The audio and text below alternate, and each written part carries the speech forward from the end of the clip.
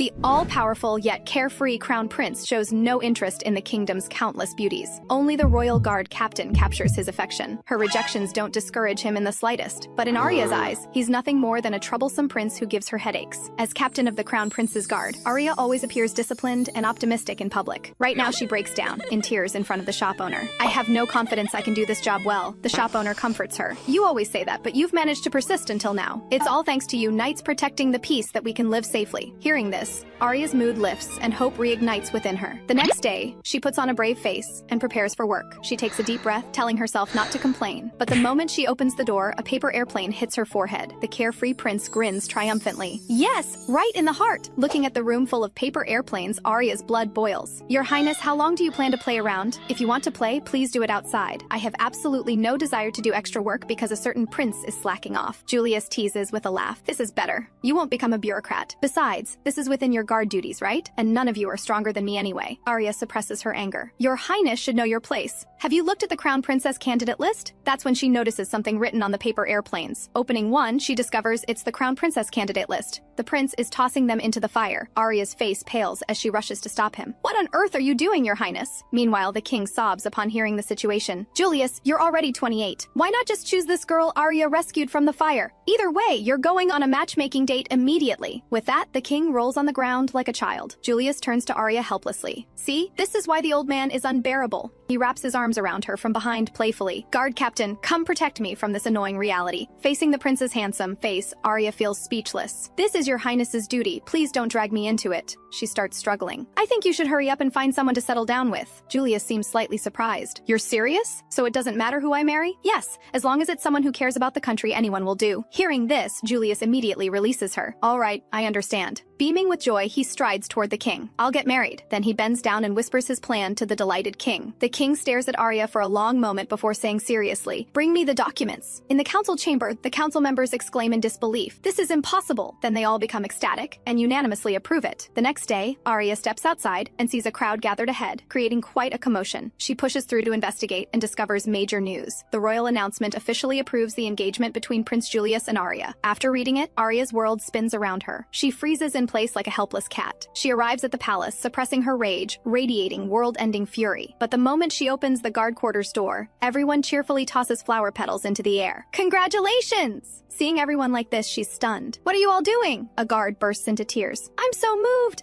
The prince who took me in years ago and the captain are getting married." Aria wipes her cold sweat. "Calm down. This is just another one of his highness's terrible pranks." "Really? But the whole city is talking about it." Aria feels like the sky is falling. "That jerk." The young guard tries to persuade her. "You two are really perfect for each other." Aria slaps the comment away. "You're all exaggerating. How are we a match?" Another guard shouts. "Captain, please have some self-awareness. Only you can keep his highness in check. And only his highness is worthy of being your partner." Aria arrives at Julius's quarters. "How am I a match for that inconsiderate, rude tyrant?" While she's lost in thought, Julius expertly wraps his arms around her from behind. "What's wrong? Seeing you spacing out here alone, did something good happen?" Hearing this makes her even more irritated. Again and again. "Aren't you tired of this?" So she pushes Julius away forcefully. But the prince shows no anger. "Your strength has improved. You look happy, which is great." Aria has no time to complain about his poor judgment. She pulls out the announcement and demands an explanation. Julius smiles awkwardly. "Is there a problem?" Aria quickly explains. "Compared to your previous pranks, this is too much. If the citizens misunderstand," Julius explains this isn't a misunderstanding. It has father's seal and the council's approval. Seeing this, Aria asks in confusion, "But didn't you say you'd marry a noble lady?" Julius snatches the announcement and leans close to Aria's face. "Anyone will do." "Who said that?" Aria's face flushes as she pushes him away. "Please stop this. Are you actually serious?" Julius nods seriously. Aria feels utterly defeated, her whole body stiffening. "This is all my fault. Please forgive me." Seeing her reaction, Julius can't stop laughing. The guard captain goes completely numb. "If it's like this,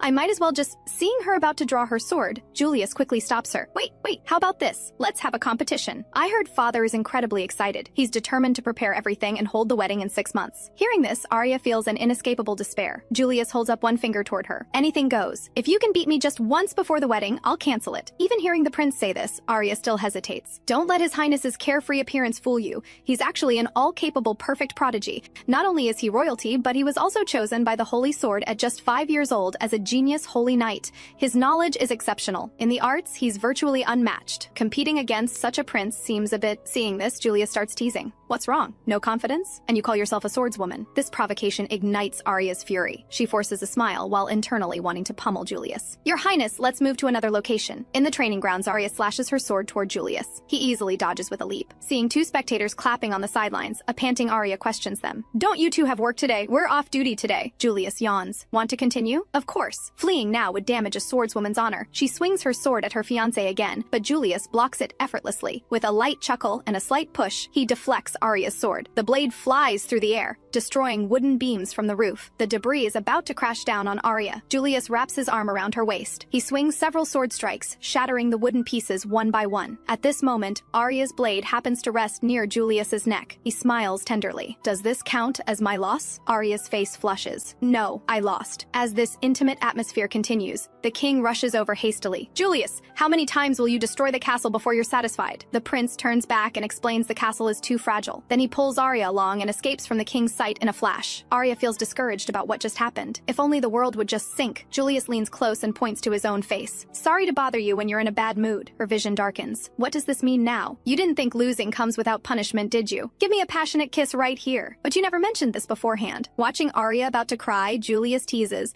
The famous swordswoman can't take responsibility for her own words. Hearing this, she trembles uncontrollably. This is absolutely the worst punishment. But she quickly pulls herself together. It's just a kiss on the cheek. I'll do it. She closes her eyes and leans forward. Standing on tiptoes, she kisses Julius's fair cheek. But then the prince suddenly turns his head, and they fall into a much more intimate kiss. Realizing what's wrong, Aria's eyes fly open. Seeing Julius's mischievous expression, she feels both embarrassed and angry. Instinctively, she slaps him. Her face turns as red as an apple. What exactly do you want? As far as pranks go, this is way too much. Are you trying to say you like me? Julius gently leans his head closer. He whispers seriously and tenderly in her ear. You finally figured it out. The next morning, Aria struggles to get up with dark circles under her eyes after a sleepless night. She laments. Being able to sleep anywhere used to be my strength. That person is a tyrant who doesn't care about his opponent at all as long as he finds it entertaining. He's capable of anything. Overthinking it is pointless. Better to just forget it. But every time she closes her eyes, her mind fills with scenes from last night. Her wandering thoughts make her face burn red. When a guard member comes to call her, she dumps an entire bucket of water over herself from head to toe. Julius walks casually down the road when a white tiger suddenly dashes past him. The king's cry for help follows. Save me, you foolish son! Aria leaps high in pursuit and is about to fall right onto the prince. Julius catches her firmly in his arms with a slight effort. My fiancé falls from the sky. Aria has no time for his teasing and shouts, Don't get in the way! Let go of me quickly! Julius teases, You're way too consistent. Can't you care just a little? Aria continues struggling. Now's not the time for this. The tiger that was sent by another country as a sign of friendship a few days ago has escaped. It's now carrying his majesty in its mouth, running wild through the city. We must catch the tiger quickly and rescue his majesty. Julius has a realization, but then smiles. Decided? This will be our next competition. Whoever catches the tiger first wins. How about that? Hearing this opportunity, Aria's fierce aura makes even the tiger break out in a cold sweat. It suddenly tears the king's clothes and flings him away. The throne king tumbles several times like a bowling pin. Aria catches him steadily,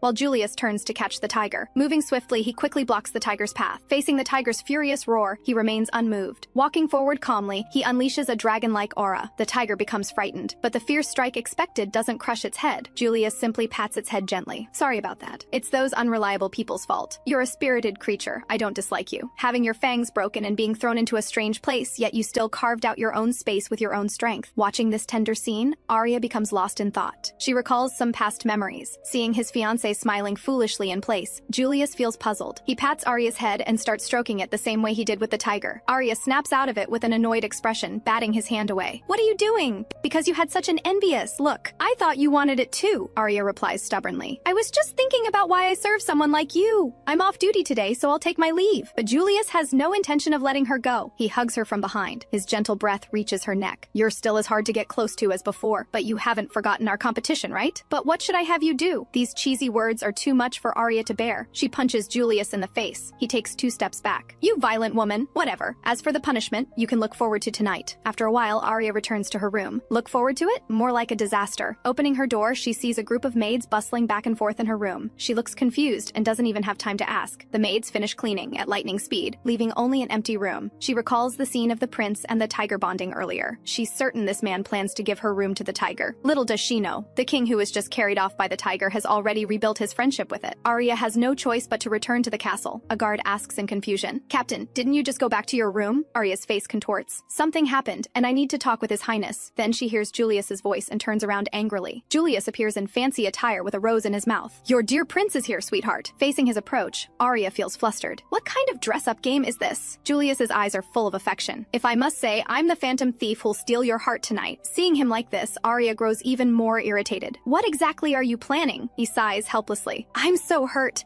I even changed clothes especially for this. Then she suddenly remembers something. Ah, your highness, my room. Julius leads her to a new room. We're here, sweetheart. The magnificent chamber is incredibly spacious, with dazzling lights shimmering everywhere. She looks around nervously. What's going on? This place is, Julius explains. This is a room. As punishment, you'll no longer stay in the dormitory but here instead. Your meals will be brought here, and any chores can be handled by the maids. After explaining, Julius turns to leave. She's left alone, surrounded by maids. In the blink of an eye, she's changed into a beautiful dress. This is suspicious. If it's that jerk prince's arrangement, there must be a scheme. But as she dines and finishes bathing, she's already settled in bed, about to fall asleep. Her eyes snap open. Nothing happened at all. Not only did His Highness not disturb her, but her clothes were somehow already washed. So is this actually some kind of reward? With this thought, she rolls over to sleep. In the darkness, a handsome man enters holding a candle. By candlelight, Julius approaches the sleeping Aria. Watching his fiancée's beautiful sleeping face, he smiles gently. You trust me this much? Daylight breaks, and sunlight gently streams into Aria's bedroom. There's a huge pile of documents to review today, and a meeting first thing in the morning. She doesn't want to get up at all, but at this moment, she smells an unfamiliar, peculiar fragrance. Half asleep, she sees Julius beside her. Seeing her slightly awake, the prince leans in with concern. Did you have good dreams last night? Aria rolls over. So it's a dream. Seeing her dazed state, Julius rolls over and gently holds her. Would you like me to continue? But he's immediately sent flying by Aria. Looking at the broken wall, he scratches his head. Didn't expect such monstrous strength while half asleep. Whatever. At least strange bugs can't easily get close. That's somewhat reassuring. So he turns to pour Aria a cup of milk tea. In her daze, Aria sits up, holding the steaming milk tea in her arms. She feels a warmth different from dreams. She feels a warm hand stroking her head. She fully wakes up and instinctively moves back. After seeing the situation clearly, she kneels and apologizes. As guard captain, I failed to notice someone entering my bedroom, and only your highness is an exception. I'd quickly notice anyone else. Julius finds these words especially pleasant. He gently takes Aria's hand. In this tender moment, they suddenly hear people below discussing a kidnapping case. That case apparently involves other countries, so ordinary night orders can't intervene. But so far, only civilians have been victimized. Hearing this, the guard captain puts on her knight's uniform. Your highness, I have business to attend to. Before leaving, she gives Julius a gentle glance back. Thank you for your hospitality, your highness. The milk tea was delicious. Outside the castle, a group of bandits celebrates their successful kidnapping. Drink up, brothers! We're not short on money now! Thanks to that lord's protection, even government soldiers don't dare touch us. Who knew there'd be such easy work in the world? But little do they know, Julius in the distance observes their every move. A slave trader syndicate operating across multiple countries. Because they have powerful protection, no nation is willing to intervene directly. Hearing this, Aria prepares to formulate a battle plan, but the prince interrupts. No need for a plan. Those guys don't look that tough anyway. Your pent-up frustrations should be released, right? Go let it all out now. The guards immediately become ecstatic, showing wicked grins. At this moment, the dead-drunk slave traders haven't realized the severity of the situation. Seeing a knight walking straight toward them in battle stance, they excitedly rise and swarm forward. Pretty bold. Go reflect in the afterlife. But as the knight strikes, they're sent flying one by one. Before they can register shock, other guard members quickly surround them. Seeing Julius clapping on the sidelines, the bandits refuse to give up and charge at him with knives. Are you the leader? Die already! Aria, guarding beside him, has a fierce gaze and unleashes an astonishing aura. With just one sword strike, she cuts down the ambushing bandit. The remaining criminals tremble. You have no knight order insignia. Who are you? Aria doesn't answer. She draws her sword to finish the job. They aren't ordinary guards, but the Empire's elite knights who answer only to the strongest prince, Julius. After everything ends, Aria's determination strengthens. Your Highness, I still want to defeat you in swordsmanship. To do that, I must see that man. The next day, Julius wakes up but doesn't see Aria with the guards. Asking the team members, he learns Aria took a day off. Apparently, the captain is going to the outskirts to meet a certain knight. Hearing this, Julius's casual expression turns cold. Where? On Aria's side, she arrives alone at a dilapidated house in the outskirts. With only 6 months until the wedding, His Highness Julius, hailed as the world's strongest, has only tasted defeat at one person's hands. She arrives at the dim wooden house. After confirming this is the place, she pushes the door open and peeks in. Is Lucas here? She walks into the inner room and sees a disheveled man. Speak quickly. After a brief salute, Aria states her purpose. I have an opponent I must defeat no matter what. Please take me as your disciple. But she's met with a firm refusal. Go back, Aria tries to explain. Please hear me out. Lucas smiles slightly. I'm a recluse. Find someone else. Seeing him like this, Aria immediately turns to leave. Lucas quickly stops her. Wait. What kind of reaction is that? This old man's feelings can be hurt, you know? Even if I said that, normally you'd persist 2 or 3 more times, right? Aria's eyes light up. Then you'll— No, I don't take disciples. Aria feels utterly speechless. Lucas adds, I was indeed an excellent knight who could lead teams, but I've never taken a single disciple. The true meaning of that sad yet beautiful thing is— He notices Aria about to sneak away and quickly grabs her. Why are you leaving? Let me finish first. That attitude of yours will kill this innocent, lovable old man. Aria releases her hand, and the old man goes flying. I understand. Sorry to bother you. Young lady, your strength doesn't match your appearance at all. Anyway, come inside. Aria enters and looks around, spotting the knight's honor medal. He's a strange person, but I've got the right place. Lucas asks. Young lady, who are you? Who is it you came all this way to an old man like me hoping to defeat? Prince Julius. Hearing this, Lucas waves his hand. Give up. He's a monster. You're wasting your time. Aria's gaze is firm. I have my reasons. And as a swordswoman, I can't give up without trying. So please, take me as your disciple. Lucas studies the girl carefully. So young. Young lady, everything has a price. If you absolutely must be my disciple, pay with your body. Julius rushes over and bursts through the door, only to find a scene that shocks him.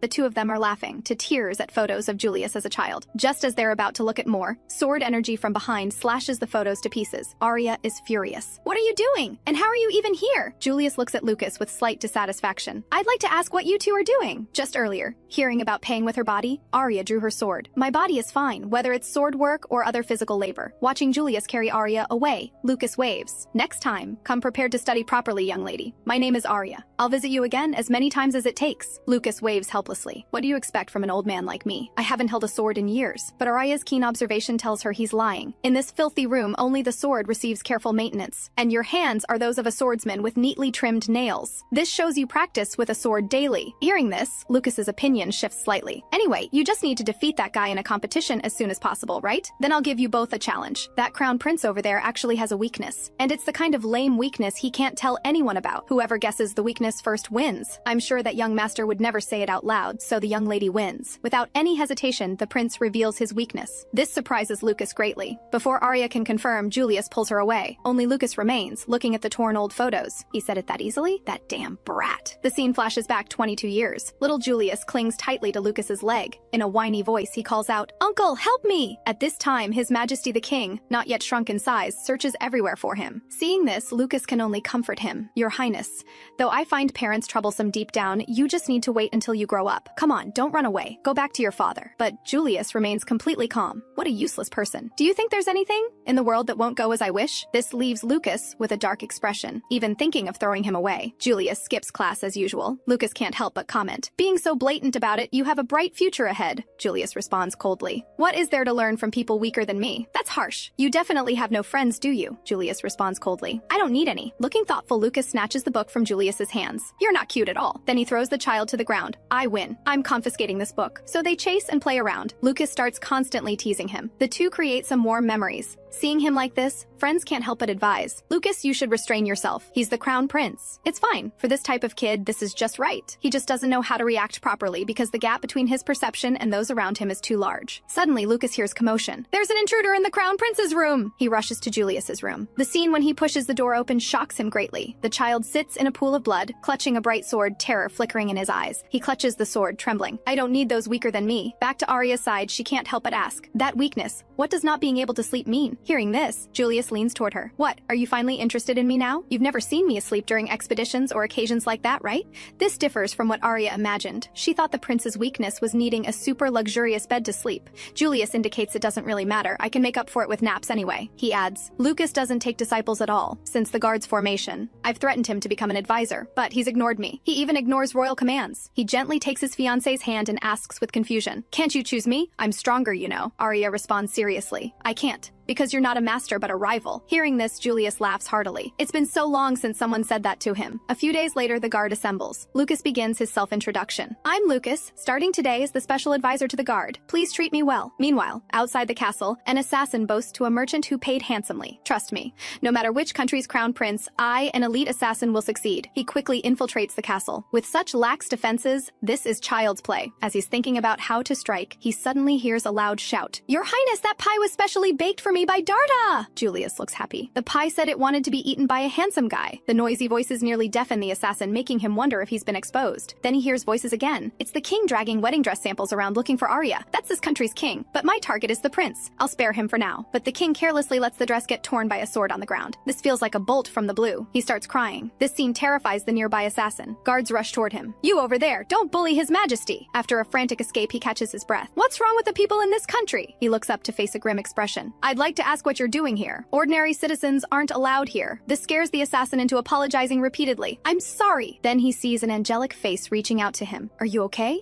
You're not an ordinary citizen, are you? This makes his heart pound. He quickly pulls himself together and turns back. How rude. I'm a genuine elite assassin. Aria picks him up and throws him out of the castle. Don't do bad things anymore, okay? This scene throws the assassin's heart into chaos. But deep down, he's stubbornly proud, so he hurries away to rethink his strategy. At night, he climbs the castle with agile movements. Damn it, how dare they look down on me? No matter what, I'll complete this mission and show everyone I'm a first-rate assassin. Watch closely. This elite assassin sneaks into the castle to assassinate the crown prince, but he's completely stunned by the enchanting sleeping face of the girl before him. Julius, beside Aria, stares coldly at the assassin. You've had quite a busy day, haven't you? How does it feel? If you take one more step forward, we won't be inviting you to leave peacefully. Seeing this, the assassin knows a wise person retreats when necessary and leaps down from the window. Julius gazes at his fiancée, lost in thought. That threat should keep him from coming back. He gently adjusts Aria's sleeping position, but Aria, still asleep, punches him square in the face. Meanwhile, the kingdom's princess hears about her brother announcing his fiancé. Julius, this can't be a joke. Summon her immediately. I will not allow anyone to act recklessly in this city. The next day, facing Princess Yuna's invitation, Aria feels extremely uncomfortable. She's about to say something, awkward to break the uncomfortable silence. But Yuna naturally instructs the maid, I don't like this jam. Please bring me another one quickly. Then she turns to Aria slowly. Miss Aria, you're Julius's guard, correct? As his subordinate, you've become his fiancé. There must be some special reason, right? Aria feels awkward at this question. She thinks to herself, just as I expected. Even if he's that kind of person, he's still Yuna's only sibling. She must be upset seeing her brother entangled with his guard. I must clear up this misunderstanding. She speaks up. Princess Yuna, I've been serving Julius for 5 years now, and from now on, I will continue serving him. This is Aria's attempt to clarify. She means serving as his guard. But this shocks Yuna. Serve him forever? In the role of a wife? Tears stream down her face. I thought Julius had threatened her somehow, but her eyes are truly serious. The more she thinks about it, the more unbelievable it seems. Someone in this world actually wants to marry that thing? She probes again. Are you serious? Aria draws her sword decisively. I swear on this blade. Yuna is even more shocked. She's making such a solemn oath for that person? At this thought, the princess nearly faints. Aria quickly rushes forward to support her. Are you all right? Yuna sobs, tears in her eyes. Is there truly no way to save Miss Aria? Aria is alarmed seeing the princess faint. Has she been poisoned? Just then, Julius appears from the side. She's fine. Yuna has been a bit peculiar since childhood. Yuna rises and comforts Aria. It's too early to give up on life. He's someone who, without his face and wealth, would only have apocalyptic flaws left. Please reconsider. Besides, even his face becomes ordinary after you look at it long enough. That's when she notices her cake has been completely devoured by her brother. Aria instantly transforms into a menacing dark shadow. To defend the princess, she hurls Julius across the room, holding the cake reclaimed from the prince. Princess Yuna, I've reconsidered. Right now, the one I want to protect more is you, Princess Yuna, to be your knight. Yuna watches this scene with hearts practically sparkling in her eyes. She takes the cake and plants a gentle kiss on Aria's cheek. Then Aria belongs to me now. A while later in the palace, the king faces the formidable siblings with great difficulty. Father, please make Aria my personal knight. But seeing the crown prince behind her with his ominous smile, he can't bring himself to decide. I don't care anymore. You two figure it out yourselves. Yuna suggests, how about this? At next month's masquerade ball, whoever is chosen as the best dance partner will officially become Aria's master. Aria feels uncomfortable. Please don't drag me into your sibling rivalry. Yuna walks toward Aria with light steps. She gently takes Aria's hand and places it on her cheek. Don't worry, Aria. I'll bring you to your senses soon. This makes Aria's heart pound. So cute. Am I dreaming? The king reminds her from the side. once Yuna sets her mind on something, she never gives up. She'll definitely give it her all. Come on, follow me for dance training. Aria, who has never learned to dance, is shocked. Me? Julius explains, actually, you could start recruiting a dance partner now, but don't blame me if your workload increases. Aria stands frozen. These two siblings really are cut from the same cloth. That evening, the two practice dancing under the lights. What surprises Julius is that this girl truly has no dancing talent whatsoever. Hearing this, Aria blushes, struggling to control her trembling legs and heels. Don't just say that out loud. I've never formally learned to dance, unlike you. Julius tilts his head. Do you think I seriously attended dance lessons? I just watched the instructor's movements earlier. As he speaks, he pulls her suddenly, and their figures create a wondrous harmony in the light. We need to achieve balance first. Let's take a break. Mother used to say the higher the heels, the better, because the taller you are, the stronger you feel. But you don't need these. He gently removes Aria's heels. Aria suddenly sits up. Wait, your highness had a mother? Julius looks at her like she's an idiot. What do you think I am? You mean you actually had a childhood? You literally saw photos of that, and you laughed so loud. He takes a long breath and suddenly reveals a sharp gaze. He grabs her ankle. Are you sure it's wise to get this cocky? With that, he pushes Aria down onto the sofa. I still haven't punished you for that contest at Lucas's place. But just then, a trace of loneliness flashes in the prince's eyes, as if tears might form. Seeing Aria's concerned expression, Julius turns away, clenching his jaw. Watching the prince's departing figure, Aria feels something different stirring in her heart. A month later, on the night of the masquerade ball, fireworks blaze brilliantly, and the atmosphere is lively. The guard members can't help but tear up seeing their captain dressed up. Aria wears a pink gown, with flowers and jewels making her presence even more striking. To witness the captain's life entering a new chapter with my own eyes, I truly can't contain my emotions. It's just a ball. Don't be so dramatic. But thank you for the compliments. At this moment, the fully dressed male lead appears and embraces her from behind. Though overjoyed, his words are sharp. Someone as unfeminine as you, actually wearing a dress. And for me, seeing Aria fuming, he patiently explains. Because even if I told you that you look beautiful, you wouldn't believe me anyway, so I'll let my actions speak instead of words. Julius spins and bounces around the room. What a beautiful lady! And so, bickering all the way, the two arrive at the center of the ball. The dance floor is dazzlingly brilliant,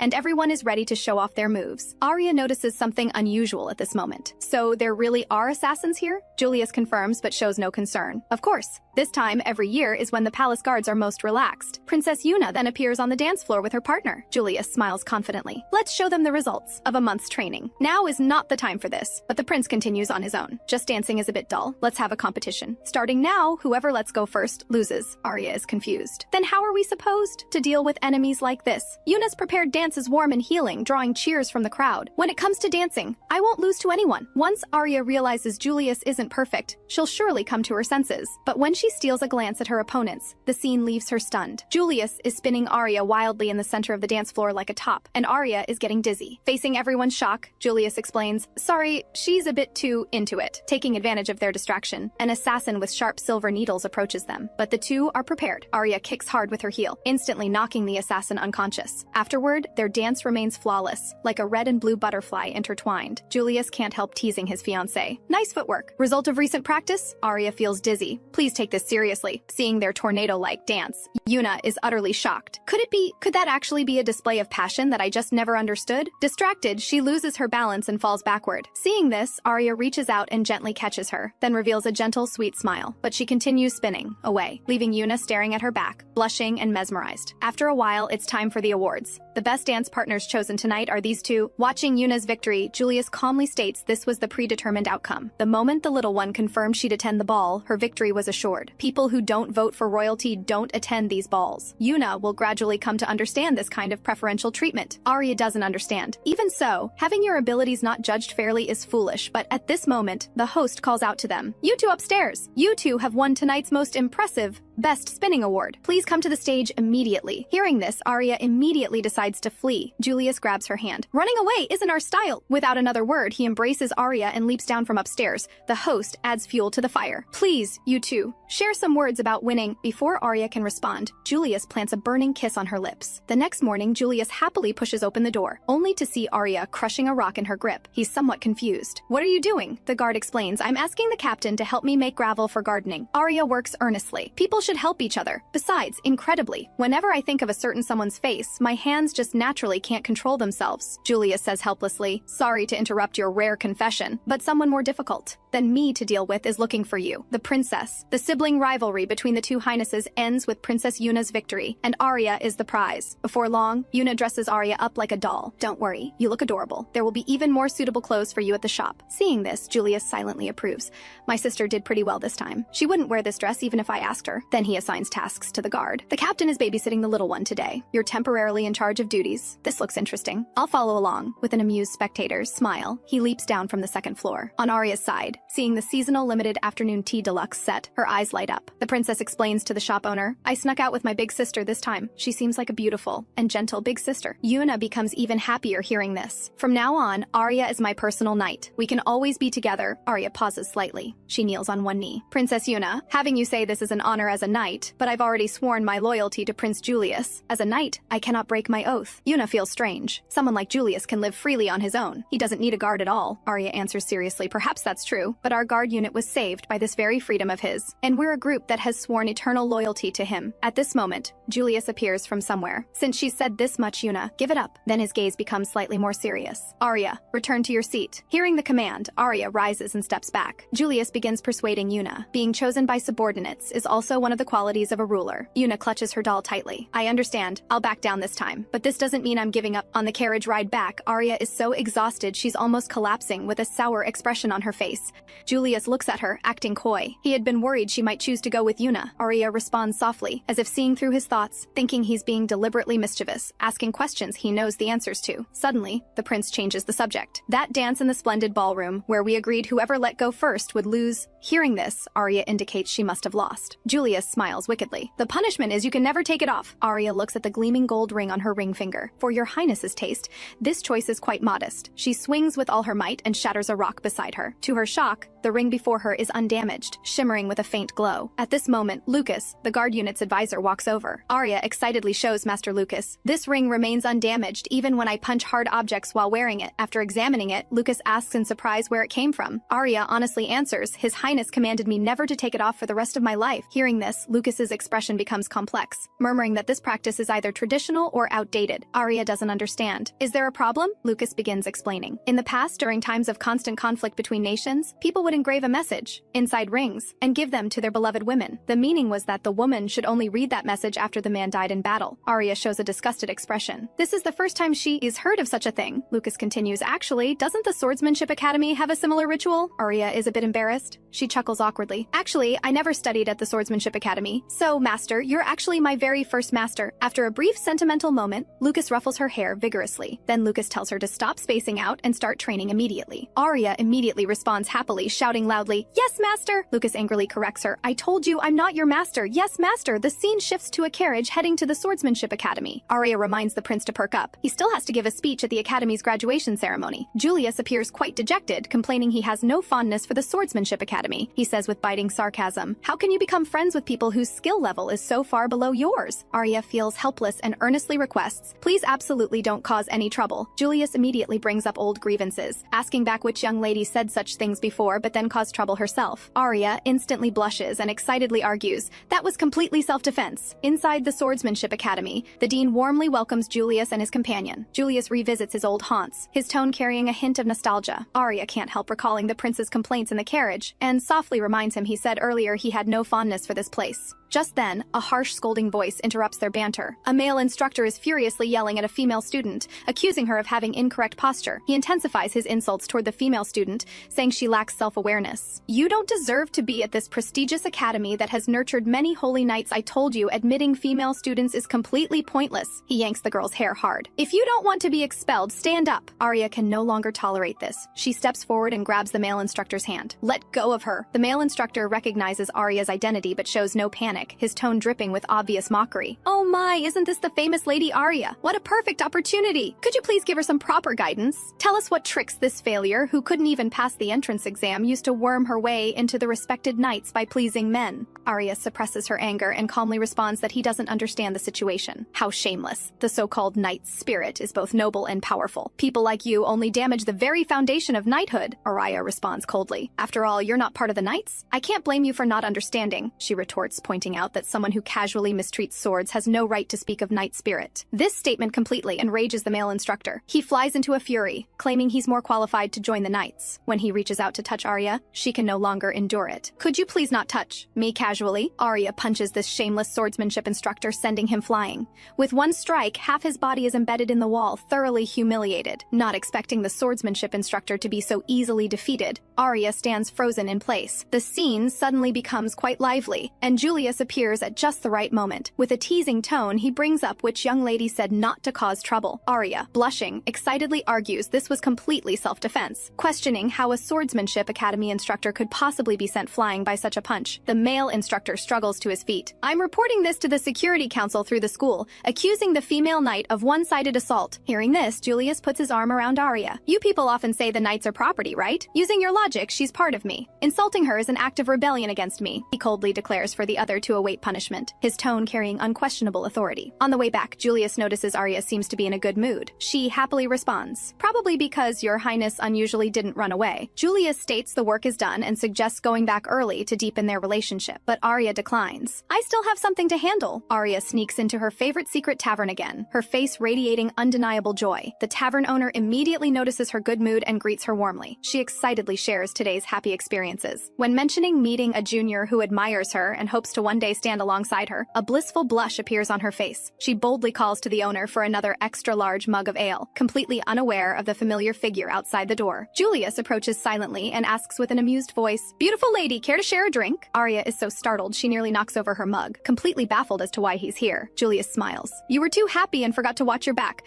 This is the one place I absolutely didn't want to be discovered. He takes a seat beside her, reminding her she still owes him a favor from today. Soon, 2 large barrels of ale are brought to the table. Aria notices the prince's hesitant expression staring at the barrels and curiously asks if he can't handle his liquor. Julius immediately objects, confidently stating he can at least drink more than her. This statement stirs Aria's competitive spirit. She immediately suggests a drinking contest, and so the two engage in heavy drinking, the tavern filled with their laughter and conversation. The two joke and play around, and Aria gradually succumbs to the alcohol. She falls asleep on the table, murmuring in her sleep. Julius barely manages to stagger outside to vomit, barely maintaining consciousness. He thinks to himself, that was close. I almost lost. The tavern owner watches his pitiful state and can't help remarking how desperately he tried to win the drinking contest. Julius smiles bitterly and confesses that he actually enjoys their current relationship and hasn't dared take the final step. Because of this, no matter what I say, she won't believe me. I suppose that's the price. He takes a huge swig. So I absolutely cannot lose, not even once. He gently shakes Aria's hand. Time to go back. Wake up. But unexpectedly, Aria doesn't seem completely drunk. She extends her hand. Instead, she pulls him forcefully toward herself. The two are instantly face to face, their gazes meeting, a subtle atmosphere filling the air. Aria's cheeks are flushed from the alcohol, her eyes hazy yet unusually bright as she grips Julius tightly. Julius is stunned by her sudden action, his heartbeat involuntarily accelerating. She stares with hazy wide eyes, speaking incoherently. What's wrong, Your Highness? That's my line, you drunk. The shop owner watches them with a knowing smile and says it's closing time, entrusting Aria to the prince's care. Julius helplessly carries the drunk Aria on his back, walking home under the moonlight. Aria sways restlessly on Julius's back, drunkenly calling out Your Highness repeatedly. Julius gets a headache from her noise and warns her not to talk in his ear or he'll drop her. Aria isn't scared at all. Instead, she giggles and talks about how she's always loved His Highness's swordsmanship. She suddenly reveals mysteriously that she had seen His Highness before joining the knights. Julius calmly answers that he knows this. Aria insists drunkenly that he doesn't know. Julius sighs and patiently recounts the truth from back then. Back then, I was asked to help with the Swordsmanship Academy entrance exams. I saw a female swordswoman, rejected during registration because there was no precedent. But that female swordswoman didn't give up. She dueled the examiner fair and square and knocked him flat. I saw it and thought it was impressive, so I directly recommended her to join the knights. Aria doesn't believe the story at all. She happily pats his shoulder, saying he's lying. But if only it were true. Her voice carries the softness of intoxication and a barely perceptible hint of hope. Finally arriving home, Julius's steps are already unsteady. As he places Aria on the bed, he nearly falls himself. This commotion sobers Aria up a bit. She sits up suddenly. Let me recall, did I lose the drinking contest? Then suddenly remembering something, she urgently asks if His Highness needs water. She suddenly realizes that losing the drinking contest means punishment. Before Julius can answer, she timidly asks about the punishment. Julius wearily interrupts her, simply saying he wants to borrow her lap to lie down. "Oh, okay. If it's just my lap, as long as you need." Julius rests his head on her lap and mumbles a complaint that his head is falling off, telling her to straighten her legs.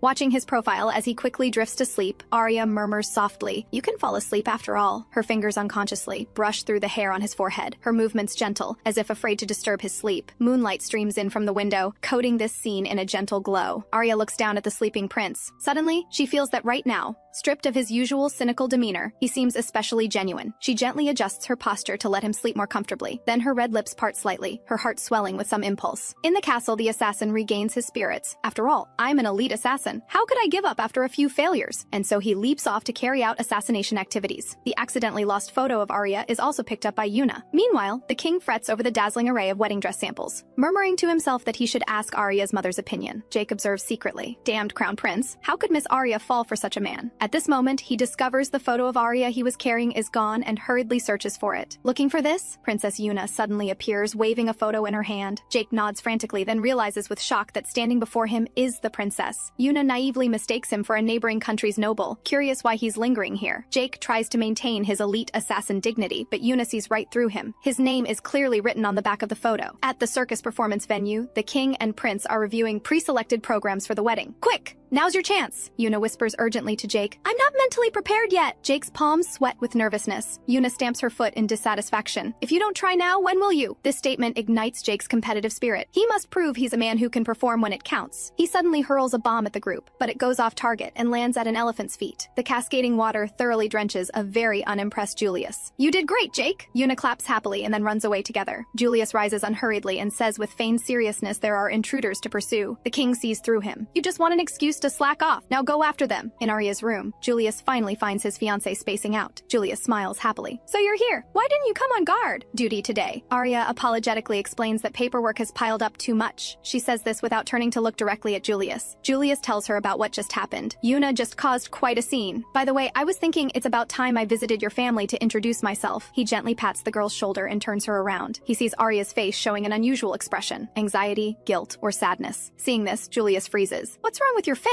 Aria awkwardly explains. "What's wrong with my face? Did something get on it?" Facing Julius's approach, she anxiously steps backward. Julius suddenly moves closer. "Answer me!" Aria breaks out in cold sweat, crashes through the glass, and leaps from upstairs to flee, leaving Julius standing there stunned. What's wrong with her? On the other side, Aria storms angrily through the corridor, charging toward the Royal Art Studio. Master Lucas is leisurely painting when Aria bursts in and startles him. "What's wrong? What's wrong?" Lucas can't help but break into a sweat. "Don't you dare slack off! It's work time! Please focus on your work." "No way! This old man is going to coast through work. By the way, aren't you on duty? How did you find your way here?" Aria's face turns completely red. Well, suddenly she remembers something. "I think I just broke the glass." Aria slumps down, admitting her state isn't right. "I know this isn't right. His Highness entrusted his back to me, yet I'm this useless." Lucas comforts her. There's no need to be anxious at this point. He planned to wait 6 months anyway. Just then, Julius appears at the studio doorway with a somber expression. Lucas tactfully gets up and leaves. Julius silently sits down beside Aria. He holds out a box of sweets, asking in his usual tone if she wants some. Aria feels a bit uncomfortable and thanks him quietly. Julius watches her evasive gaze and stuffs a cookie into her mouth. "Did I do something wrong?" Aria shakes her head. She herself doesn't understand where this anxiety comes from. Julius grits his teeth, restraining himself. He helplessly puts his hand to his forehead and stops pressing. "I understand. I'll keep waiting. Don't run away."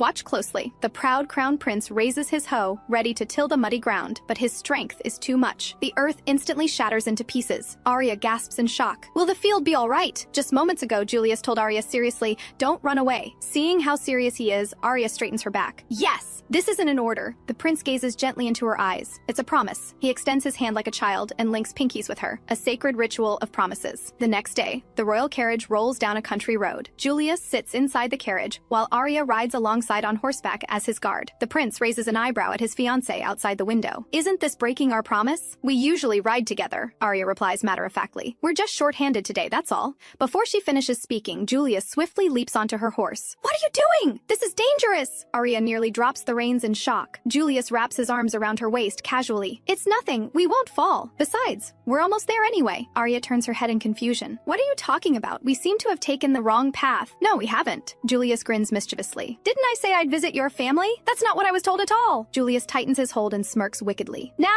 don't squirm. You've been tricked, my lady." As the familiar farmhouse comes into view, Aria feels embarrassed. She can't believe they're actually here. Julius surveys the surroundings. Well, I heard this was the countryside, but there really is nothing here. Please shut your mouth. The farmhouse door opens and a strikingly contrasting couple steps out to greet them. The gentlewoman smiles and bows. Welcome. You've come a long way. Beside her stands a tall, stern-faced man. We are Aria's father and mother. Julius bows elegantly. A pleasure to meet you. I am Julius Otis Rosenberg, honored to be engaged to Aria. Aria's mother's eyes light up. Oh my, just as the rumors say. Quite handsome indeed. She glances thoughtfully at her daughter. But I never knew our girl cared so much about appearances. People say that often. Julius smiles politely. He gestures to the holy knights behind him. We apologize for the sudden visit. If you need any help, please don't hesitate to ask. Lady Winterheart beams. Oh my, what a blessing. She begins assigning tasks like a battlefield commander. You gentlemen, please help at the stables. You others, clean the mud from the entrance and the shoes. You there, you look strong. Please bring all the vegetables from the storage room. Finally, her gaze lands on Julius. As for your highness, please help till the fields. And so the crown prince raises his hoe and follows Baron Winterheart to work the fields. Aria's father demonstrates first, raising his hoe high. With a thud, the soil loosens up nicely. Julius studies the hoe thoughtfully. He mimics the motion, lifting the hoe high. But with too much force, the ground explodes into fragments with a thunderous boom. The Baron stares in stunned disbelief. Upstairs, Aria worries. The field should be okay, right? Meanwhile, Aria's mother examines the wedding dress samples carefully. This is excellent fabric, and here you are, showing up out of nowhere asking me to choose gowns. The royals certainly have style, both in people and dresses. Aria is startled. Mother, don't say such scary things. Mother gazes at her seriously. Aria, this isn't like you at all. He may be nobility, but I didn't raise you to be weak enough to be led around by the nose. If you're being threatened, Aria quickly explains. No, this is just Julius's idea entertainment. If I beat him in any competition within 6 months, the wedding is canceled. The whole thing is just a game. Lady Winterheart sighs. Girl, do you know how much these wedding dresses alone cost? This is not a joking matter. She pats her daughter's shoulder. Even if this isn't a joke, a man who takes you to a tavern and shows you off like some prize. Your father and I have no intention of entrusting our precious daughter to someone like that. Aria's eyes brighten, deeply moved, but then hazy memories from that day at the tavern flood her mind. She clutches her head in despair. I'm so sorry.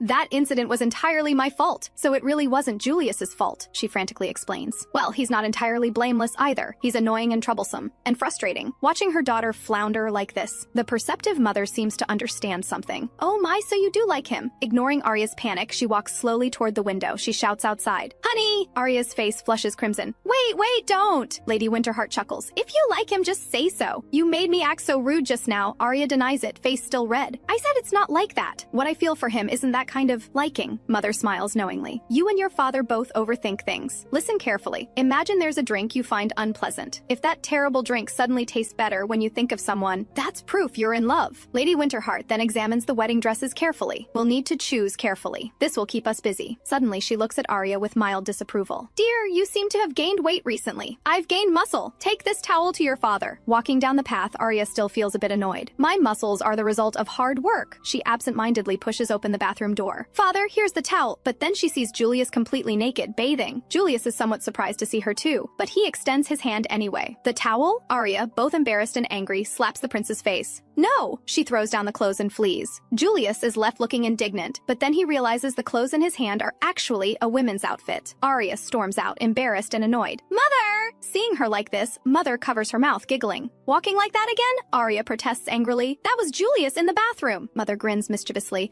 Now that you mention it, your father did say something about that. You did that on purpose, didn't you? What's the big deal? It's not like you lost anything. Seeing someone approaching, Aria says seriously, that was the crown prince, you know. The misunderstanding is cleared up, so please don't do things like this anymore. But at that moment, Julius appears wearing the women's clothes. How cruel of you, my lady. Leaving me there all naked. His theatrical performance leaves everyone downstairs speechless. Lady Winterheart begins to explain. Well, I meant to take away the laundry and forgot. Julius lifts the hem of the dress playfully. I look good in anything. How? Terrifying. Gross. Please stop, Julius protests. Gross? I even shaved for this. That makes it worse. Watching them banter, Mother smiles contentedly and announces, Time for dinner, everyone! The abundant feast looks even more tempting under the candlelight. The knights protest hastily. We shouldn't dine at your table, let alone have you serve us, my lady. Lady Winterheart cheerfully reassures them. It's fine. We've had many apprentices here before. Besides, you must be starving. Don't be shy. Dig in. With her permission, the knights happily begin eating. Julius smiles softly. I see now. No wonder she turned out this way. Seeing his odd smile, Aria leans in. What are you talking about? But then they notice Baron Winterheart looking strange, his expression quite gloomy. Lady Winterheart explains from the side. He's lonely because someone is taking his daughter her away.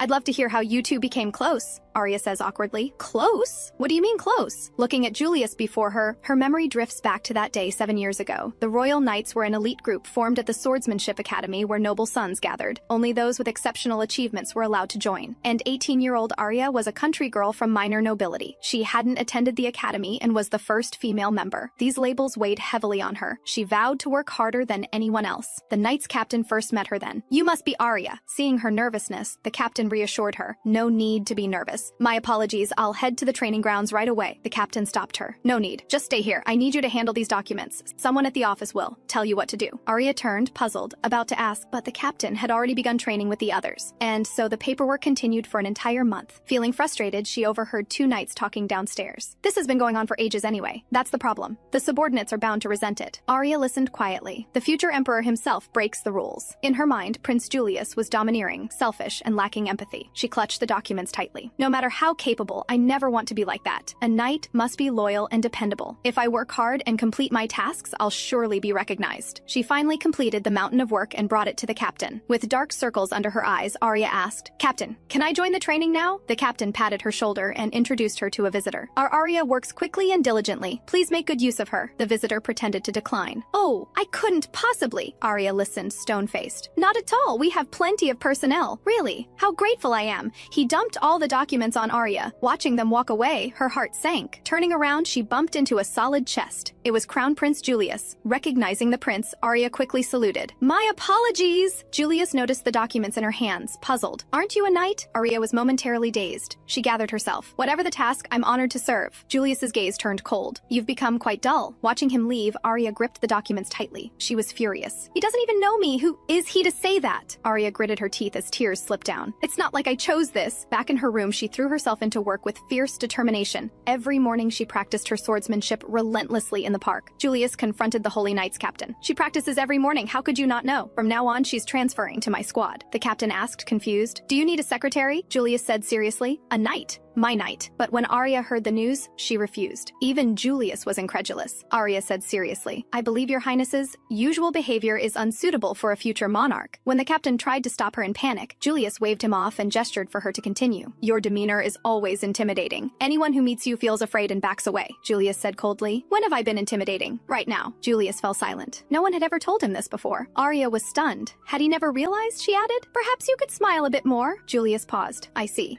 Also, please be punctual for work. I'll consider it. Back in the present, Aria feels more and more bewildered. Why did he choose me of all people? She opens her bedroom door to find Julius with a broad smile. Welcome back! That's not the kind of smile she meant back then. She's about to tell Julius not to enter her room without permission when she discovers he's been looking through her childhood photo albums. She snatches it away. How did you get this? Julius looks nostalgic. The photos were adorable. He sits up and touches Aria's face. You're still warm from your bath. Taking a strand of her hair, he examines it carefully. Then he hears Aria call his name. Julius, thank you for choosing me. Julius pulls her into his arms. Are you inviting me with words like that? Held in his embrace, Aria's face flushes red. This emboldens Julius further. Aria, you're not resisting? Looking at his fiancée with her eyes tightly shut, Julius isn't in a hurry. He waits until she opens her eyes in confusion. Only then does he suddenly capture her lips in a searing kiss. Fabric rustles. After a long moment, they finally part. Julius licks his lips teasingly. See? Not so bad, is it? He leans in again, as if to kiss her neck. But then he restrains himself. Did you think I'd attack you? Since we've come this far? Until you admit it yourself? I absolutely won't make a move. With that, he plants one last gentle kiss on Aria's forehead. The next morning, the knights are in high spirits. Finally, we can go back. The training was tough, but these gifts are wonderful. Even our cloaks were mended. Thank you so much, my lady. At this moment, Julius and Aria's father face each other awkwardly. Julius can tell the Baron wants to say something but can't find the words. Then Lady Winterheart appears. Together they apologize to Julius. We apologize for our earlier rudeness. Julius waves his hand with a smile. No need. It was quite an interesting experience. Lady Winterheart adds, and we have one request. Please take good care of our precious daughter. Julius replies with utmost sincerity. I'm the one who should be asking for approval. Without your daughter, no one would have stayed by my side until now. He bows earnestly to the Baron and his wife. Please grant me the right to remain with Aria in the future. Lady Winterheart raises her hand toward Julius.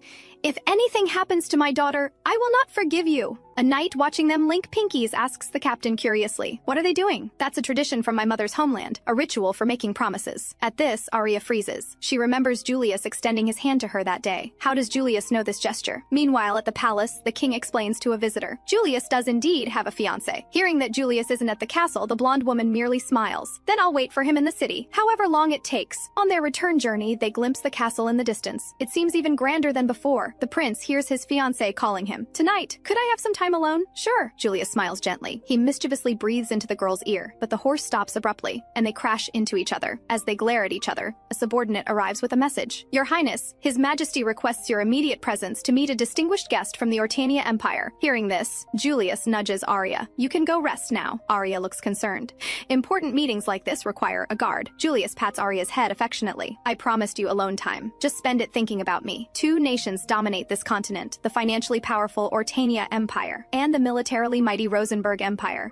And this blonde girl is Princess Elise of the Ottania Empire. Julius inquires coldly. "Isn't your Highness's sudden visit rather unconventional?" Elise smiles gracefully. "Father insisted I come." The prince tries to deflect. "Since neither of us has urgent business, perhaps we should—" Elise stops him. She mentions, "Father's attendants are right outside. If you leave like this, they'll report it. To avoid father making a grand state visit, wouldn't finishing this tea be more appropriate?" Julius, seeing she's not lying, reluctantly agrees. After the tea meeting, he scratches his head in frustration. Dealing with people like her is exhausting. She left so easily. Something's not right. Her behavior was like she was probing for someone. "Aldrich, investigate the princess." Meanwhile, in the carriage, the princess smirks wickedly. He really is quite stubborn. A little probing and he got so flustered. How amusing. The crown prince's dear little knight is quite intriguing. Meanwhile, Aria arrives at the tavern alone. She downs the ale in front of her in one gulp, then slumps on the table glumly. Doesn't taste good at all. The shop owner looks puzzled. "Why order a drink you don't like?" Aria's cheeks redden. She remembers drinking with Julius. She stands again and finishes another drink in one go. Her cheeks burning, she realizes the drink tastes better now. Could mother have been right? Leaving the tavern, Aria notices some commotion at the entrance. She hurries forward. "What's happening?" Princess Elise turns around. Aria can't help but stare. She's so beautiful. Then she notices the Ottania Empire emblem on the carriage. Before she can speak, Elise asks, "Oh my, are you from the Knights?" Receiving confirmation, the princess inquires, "Could we borrow a Rosenberg carriage? Our carriage has broken down. Or perhaps lodging for the night?" Aria spots the carriage and walks straight to it. "Please, wait a moment." After some clanging sounds, Aria repairs the carriage with ease. Once the vehicle runs smoothly, a scrape appears on her hand. Elise looks somewhat puzzled. "Shouldn't men handle such things?" Aria responds. "I'm a knight. I must help," Elise remarks. "But I'm not even your master." Aria smiles warmly. "That's true, but I help others so that those who recognize me will know I can stand before them with a clear conscience and my head held high. Of course, I might just be showing off." Elise's lips curve upward as she approaches Aria slowly. "No, you're exceptional and honest." She lifts Aria's face gently, an indescribable expression crossing her features. "You have a quality that makes one want to destroy it," but then she turns away. "I'll be rooting for you. Farewell." Watching Elise depart, Aria thinks, "What a mysterious person. But it's the first time a noble lady has encouraged me. It feels nice." Back at the castle, Aria's mind is full of that confusing kiss from the other night. Thinking about it makes her angry. What am I supposed to do about that? In her imagination, if she confessed her feelings, Julius would surely mock her cruelly. While agonizing, she sees Aldrich hurrying by with a pile of documents. "What's going on?" He hesitates. "Captain." Ignoring his protests, she pushes open the meeting room door. "Julius, what's wrong?" Julius deflects with a smile. "Nothing at all. Go sleep it off, drunkard." "I'm not drunk." Julius brushes her hair gently. "That's what drunk people always say." Suddenly, he notices the wound on Aria's hand. "What happened here?" His tone turns cold instantly. "Answer me," Aria explains. "This little scrape is nothing compared to the battlefield," the prince says coldly. "I don't need the weak," but sensing something's wrong with what he said, he gently releases her hand. "Just tell me where you got this wound." Aria explains she scraped it while fixing a carriage on the road. Julius relaxes slightly. "That's fine then. Go rest in your room tonight." Leaving, Aria's mind echoes with those words. "I don't need the weak. Julius is the only one who recognized me as a knight. Now that he said such things, what should I believe in?" On her way back, she overhears two knights discussing the Winterhearts. Sensing something's wrong, she immediately approaches them. "What were you just talking about?" They hesitate, struggling to speak. "That's an order. Tell me what happened to the Winterhearts." They reluctantly explain. "Apparently, the neighboring kingdom of Lirwood has arrested Baron Winterheart and his wife on charges of aiding bandits." Aria is struck like lightning. What she doesn't know is that in the meeting room, the prince and knights are struggling to find a solution. Merchant caravans between Lirwood and the capital have suffered over a dozen bandit attacks this year. Their routes pass through Winterheart territory. The location is indeed convenient. Julius's face is terribly pale as he mutters something under his breath. A knight nearby gathers courage to speak. "Your Highness, if I may, I believe the captain should be informed sooner rather than later." Julius's tone is icy. "I said this matter must not be mentioned to Aria, but Aldrich thinks what Julius said earlier was a devastating blow to any knight." Julius slams the table. "What if Aria acts alone and something happens to to her, right now. If we hastily send troops to Lirwood, Ottania won't stand by. War would be inevitable. What if something happens to Aria somewhere I can't reach her? Seeing the prince so distressed, the knights fall silent. Julius composes himself. Sorry. What we need now is evidence to justify sending troops. No one sleeps until we find it, and so they steel themselves for an all-night search. The next day, having learned the truth, Aria knocks on the meeting room door. Facing the sleeping knights and a drowsy Julius, she presents her resignation. I've always been proud to be a knight, and it was you, Julius, who allowed me to stand firm as one. And this guard unit. My gratitude is beyond words, but my parents' encouragement is what made me a knight and helped me persevere. If being a knight of the realm prevents me from helping my parents,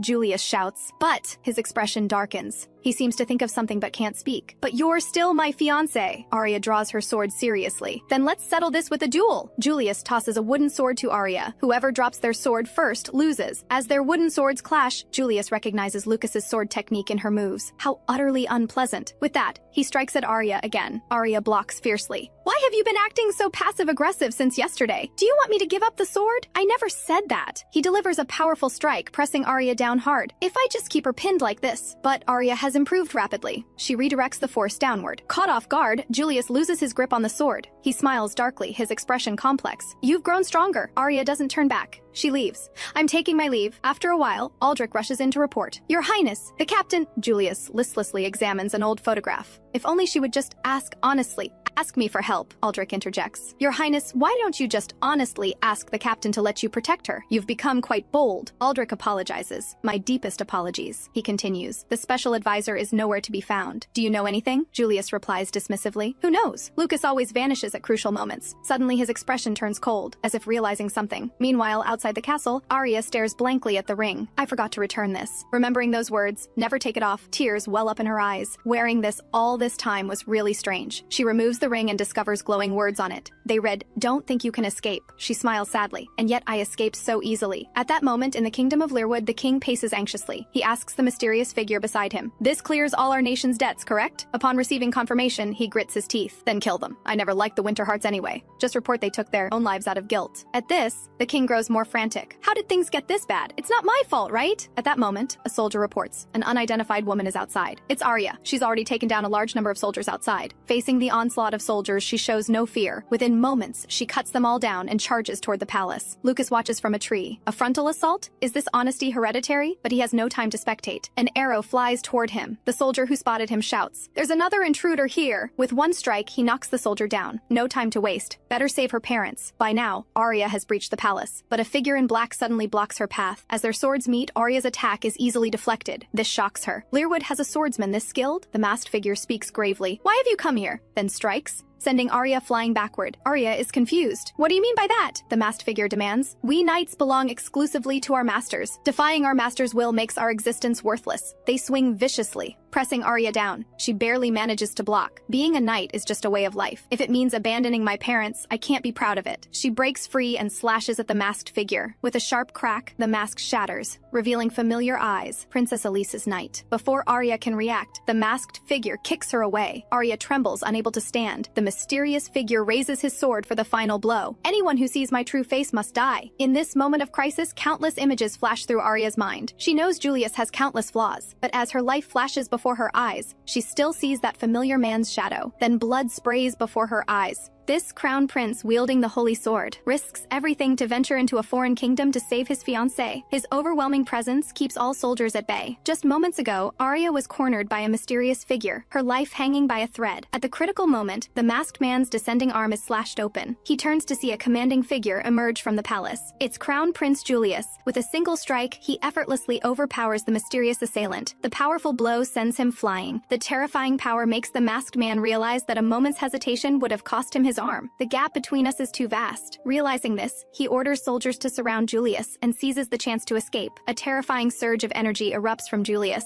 As his blade flashes, soldiers collapse one after another. Even Aria has never witnessed such a scene. This is the power of the Holy Sword, the power of one man that made Rosenberg the greatest empire on the continent. The wounded, mysterious figure reaches the king of Lirwood. The panicked king loses his temper. Where were you? Your duty is to protect me. This is all your fault. Nearly hysterical, he shouts. You deceived me. This isn't my fault. The Ottania Ottanian knight responds coldly. This is the result of your personal grudges and massive debts. The king sweats profusely. You promised to take responsibility. He forces a smile. A great nation like Ottania should handle Rosenberg easily, right? I can help however I can. The knight draws his sword. This outcome was within my master's expectations. The next king of Lirwood has already been chosen. My master has a message for you. She has no interest in fools who hand their choices over to others. With that, his blade falls, ending the life of this foolish and greedy king. The knight reflects on his remaining orders to eliminate the baron and his wife before they can reunite with the prince. He's already prepared his excuse. With Lirwood's king missing, the kingdom faces collapse. A young man with distant ties to the royal family steps forward and, with Ottania's assistance, rebuilds the kingdom. Lirwood truly becomes a vassal state of Ottania. Meanwhile, Julius finishes dealing with all the soldiers. Aria can't help but ask, "Your Highness, how did you end up here? You represent our nation. Coming here rashly could trigger a war." Julius bends down beside her and tries to play it cool. "I just accidentally ended up here." His sullen expression shows he's quite upset. The royal guard went everywhere to obtain Lirwood's forged ledgers and the bandits' testimonies. So even if we officially deploy troops, Ottania has no grounds to cause trouble. Aria's eyes light up. So that means, Julius smiles brightly, it means Baron Winterheart and his wife are innocent. They're already under Aldrich's protection. Aria breathes a sigh of relief, tears of release streaming down her face. Julius kneels beside her and gently wipes away her tears, then pulls her tightly into his arms.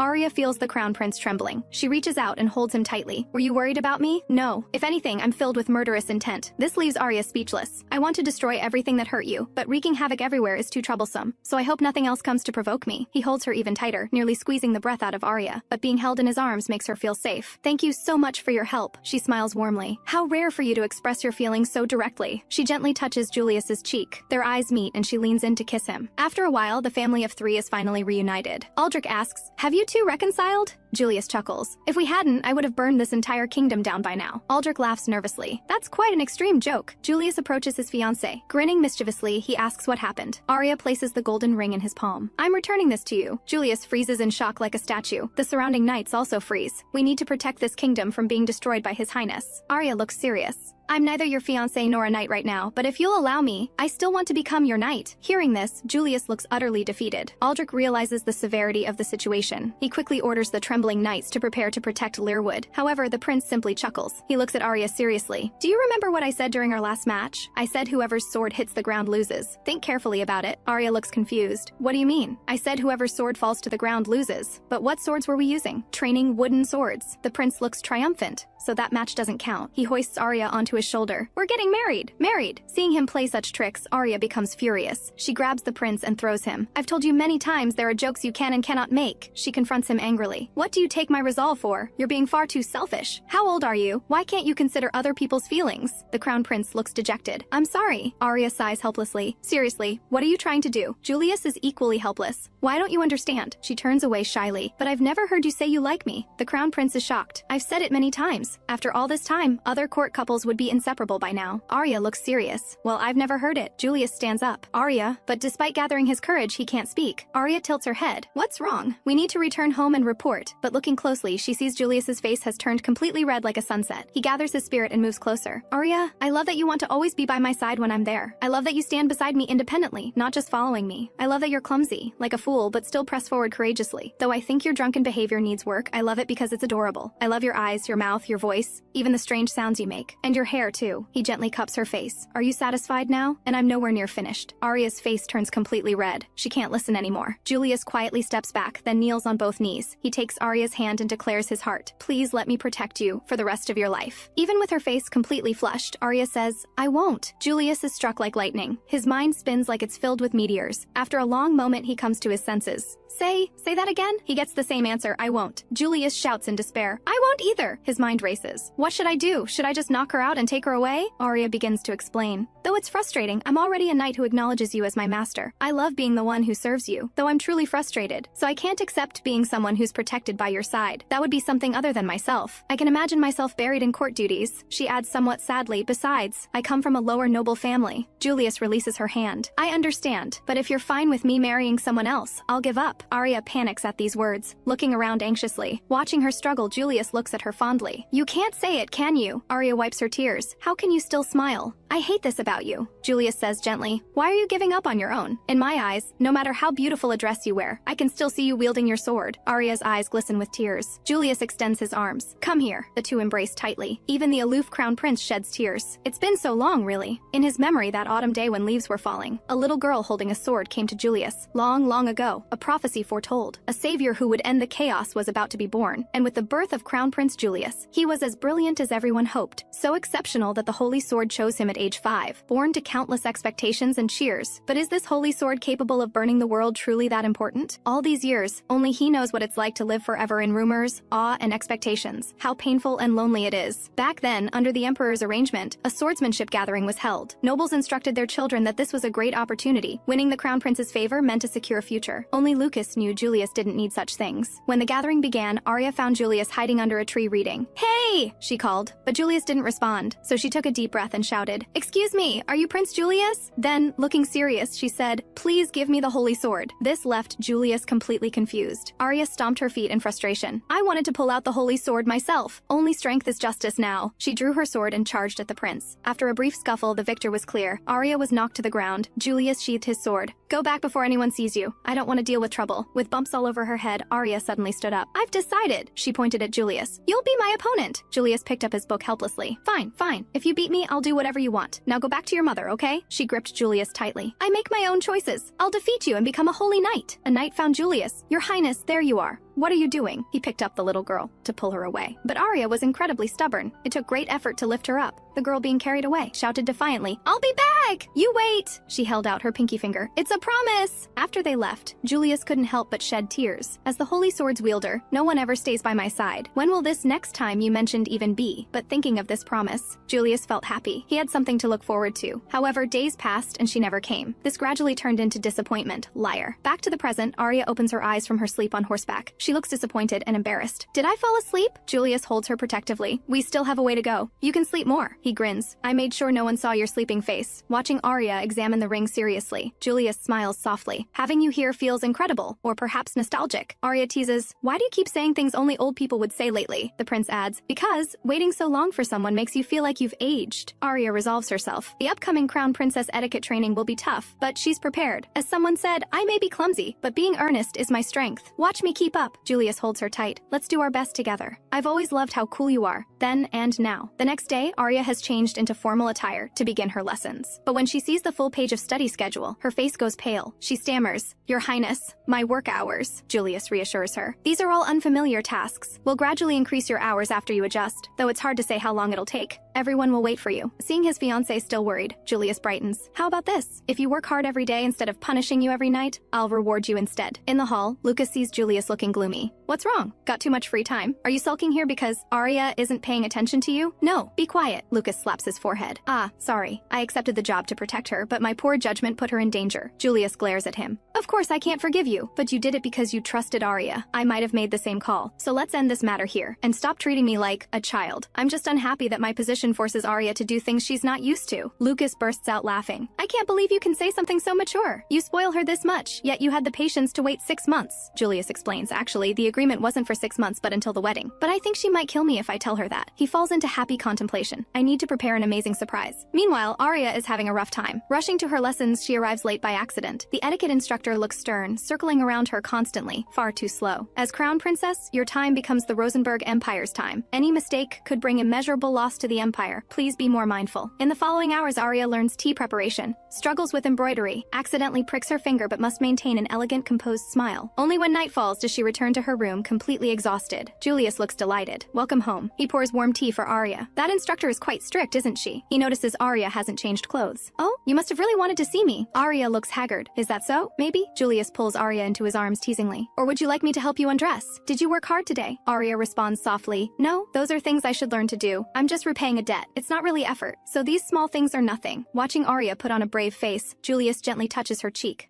Am I that unreliable?" Aria quickly explains, "That's not what I meant. I'm just not good enough." The crown prince notices blood on her fingertips. "This is from embroidery, but it's purely because I'm clumsy." Julius presses close to her head. "Say you worked hard. Say it. Aria, face completely flushed, slowly whispers, I worked hard. The moment she finishes, a gentle kiss lands on her forehead. You worked very hard. Julius says this is her first reward. What else? Any other hard work? Aria looks aggrieved. Mornings are too early. I'm not good at waking up early. Just as she finishes, the second reward lands on her palm. The future crown princess becomes more embarrassed. You seem particularly obsessed with kissing. Julius leans on her shoulder. What else? Keep telling me. As Aria continues her pitiful recounting, burning kisses fall upon her body one after another. Watching Julius lift her foot, Aria feels like she might faint. Your Highness, what are you? Please don't. This is too embarrassing. But before she can finish, refusing, a kiss lands on the top of her foot. Julius moves close to his fiancée, who can barely speak from embarrassment. I'm very happy right now. He thinks smugly to himself. This is how I'll condition her. Make me the only one in her heart. The next day at the palace, Yuna clings to Aria. You have to play with me today. His Majesty the Emperor makes a grand entrance. Yuna is acting this way because no one has played with her lately. Today, I'll specially play with you. Yuna becomes teary-eyed. I don't want to play with father. His Majesty's fragile heart is struck by lightning. The princess clings tightly to Aria. Don't you really want to play with me? Aria can't worry about that. Her mind is full of the stern instructor. But the Emperor's butler Rudolph appears just in time. Lady Aria, leave this to me. He holds the Emperor's hand with his left, carries the princess with his right, watching Aria walk away. Finally, night arrives, and Aria is relieved to have survived another painful day. She opens the door to find the guard has prepared flowers and gifts for her. She smiles happily and picks up a gift box. They really didn't need to go to such trouble. She discovers a letter on it. Dear Captain, this is a gift my sister and I picked together. We hope you and His Highness enjoy it. Aria returns to her room looking for the crown prince. But opening the door, she finds the room completely empty. She finds this strange, then notices Yuna watching her from behind. Just as Aria is about to go out, a maid pulls her back. I'm very sorry, but only you can handle this, Lady Aria. Meanwhile, in the palace hall, Julius looks stern. This is the one thing I cannot compromise on. Not even for you, Lady Winterheart. Lady Winterheart's eyes are sharp. My, how could I dare ask the crown prince to yield? But if you ask me, this dress definitely suits Aria better. Julius picks up another one. This one suits her better. How many times must I tell you? So they're arguing about this? Aria is utterly dumbfounded. She waves her hands to stop them. All right, Mother, Your Highness. That's enough. Your relationship has certainly improved. She gently touches the white wedding dress. If the wedding dress is completely white like this, like in the picture books I saw as a child, I feel a bit of longing. I hope I can try wearing one someday. Lady Winterheart covers her mouth and giggles. Didn't you love the Holy Night legends as a child? This is the first I've heard of this. Aria is very embarrassed. I admit that wasn't very suitable for me. Mother laughs softly. Actually, I think any dress suits you. You should trust Mother's judgment this time. Then she suddenly thinks of something and calls the crown prince over. She whispers, Your Highness, can Aria wear that white dress? White is the symbol of purity. Our noble crown prince wouldn't do something as reputation damaging as relations before marriage, would he? Aria stares at the beautiful white wedding dress in a daze. It feels both real and unreal, making her increasingly restless. After the debate ends, Aria and Julius return to the room filled with gifts. Aria explains she received many gifts from everyone today, but Darta's card says we should enjoy it together. So Aria and the prince open the gift together to find bath oil and body lotion. This makes Julius freeze, while Aria thinks it looks like some kind of cooking ingredient. After brief shock, he lifts Aria's chin. Leave it to me. I'll teach you hands-on how to use it. Let's enjoy ourselves and relax. But thinking of something, his smile freezes. He forcefully hits his head against the wall to clear his mind, because he remembers what his future mother-in-law said. No relations before marriage. Seeing him act so strangely, Aria asks with concern, Are you tired? If you're tired, we don't need to rush to do it today. Aria shows a bright smile. Anyway, today or tomorrow, we'll always be together. Seeing her like this, the crown prince grits his teeth even harder. Julius, you must hold yourself together. Meanwhile, in Ottania's underground dungeon, the knight who failed his mission suffers merciless lashing. Elise watches coldly, an emotionless puppet on strings, though I'm the one who made him this way. A boring man. She orders the soldiers to leave. She approaches the knight and says coldly, You know why you're being punished, don't you? After receiving an affirmative answer, Elise strikes his face viciously. A knight is merely their master's possession. Since you failed, why are you still alive? Isn't that strange? A slave who doesn't even have a name. Answer me. Why didn't you carry out my orders? The man thinks of what Aria said that day. Being a knight is just a way of life. Thinking of the girl's determined expression to save her parents, a trace of warmth appears on his face. Seeing this, Elise laughs maniacally. She kicks the man to the ground. What's this? Making such a human-like expression? What is this? Who's the bad child who gave you such negative influence? She lashes the knight viciously. It doesn't matter if you don't tell me. The invitation arrived today anyway. I wonder what she's doing right now? In Rosenberg, Aria in the bathroom can't help but ask, Is this really how you use this stuff? Hearing this, Julius just chuckles and tells her to relax. Hot breath escapes from the girl's mouth. Does it really? My skin really is super smooth. The two are separated by a wall, and Julius outside looks utterly defeated. Aria is delighted. And my face is so soft too. She reaches out. Your Highness, do you want to feel it? Julius reluctantly declines. He tries to stay composed as he reminds his fiancée, to prevent dry skin, remember to use the body lotion when you come out. Aria whispers shyly, but Darda said I should use it with you. Julius feels even more stifled hearing this. He slowly approaches his fiancée. Do you really understand what you're saying? Have you thought about what I might do if you allow me to touch you? After all, we're technically not married yet. And Aria utters 3 words, I know. After saying this, she's mortified. In her imagination, the prince would surely mock her. But the next second, her eyes widen. Julius begins removing his clothes. Move over a bit. I'm coming in too. After a while, the two are soaking together in the tub. Looking at his shy fiancée, Julius looks smug. You're the one who tempted me. He holds Aria's hand. Even though you wield a sword every day, your hands are beautiful. Aria feels a bit indignant. Someone's hands are bigger than mine, which is annoying. She thinks to herself with a smile. The hands of someone called a genius are covered in calluses. No one would ever know. Julius leans closer. So I can only touch your hands. He brings his face near. What about your arms, may I? After receiving a positive answer, he asks about her back. He holds the girl tightly. Then your neck? Aria is incredibly embarrassed. Please don't confirm each part. He kisses Aria's face, making both their hearts race. They both stand and sit to the side. Between caresses, Julius doesn't forget to ease Aria's nervousness. Looking at her earnestly, he tells her, with the one you love, there's nothing to fear. Then he sticks out his tongue like a puppy. What follows is passionate kissing, oblivious to the world. The beautiful night is long. Flowers bloom, birds sing. When Aria wakes again, it's already daytime. She's a bit disappointed Julius isn't beside her, thinking the crown prince was completely tense yesterday. I'll allow him not to sleep together today. She shyly gets up to find the maids looking panicked. Lady Aria, we can't find Princess Yuna anywhere. After a long while, 2 maids finally find Yuna, but she's very upset. Didn't I say to leave me alone? She runs all the way to the balcony and stops. Facing the maid's appeals, she climbs onto the balcony. Don't come closer. However, the stone is too smooth, and Yuna slips. In the critical moment, Aria steps forward and catches the princess safely. Princess Yuna, are you hurt? Hearing of this, the emperor is furious. Do you know how worried everyone was? What if something had happened? Why at such a busy time? I'm temporarily forbidding you from being alone. Hearing this, Yuna cries bitterly. No one listens to what I say, and now I can't even be alone. Brother caused everyone trouble too. Why can he, but I can't? Everyone left even though I told them not to go. At this point, she breaks down and hugs Aria tightly. Please don't go anywhere. Hearing this, Aria picks up Yuna and asks the emperor to let her handle this. On the other side, she firmly requests a day off from her instructor. This meets no opposition. You've made this judgment as the next crown princess. I have no objection. So Aria pulls the crown prince to practice a tea ceremony with Yuna. But this makes Yuna complain. Brother is an idiot, a fool, all appearance. Aria didn't expect this situation. Julius is somewhat impatient. What exactly are you dissatisfied about? Yuna hugs her stuffed bear, stammering. Then she hits the nail on the head. No matter how I look at it, Brother's feelings seem one-sided, because Brother isn't considerate at all, always doing as he pleases without considering others' feelings. There's nothing about you that Aria could possibly like. Julius smiles. I've had Aria say she likes me, though she said it about serving as a knight, that counts. So she's never actually said it. Julius responds defensively, but Aria has kissed me on her own. Hearing this, Aria spits out her tea. She explains, that was just because emotions were high on the battlefield. The crown prince says that's not it. Remember the night we drank together? Aria finally realizes.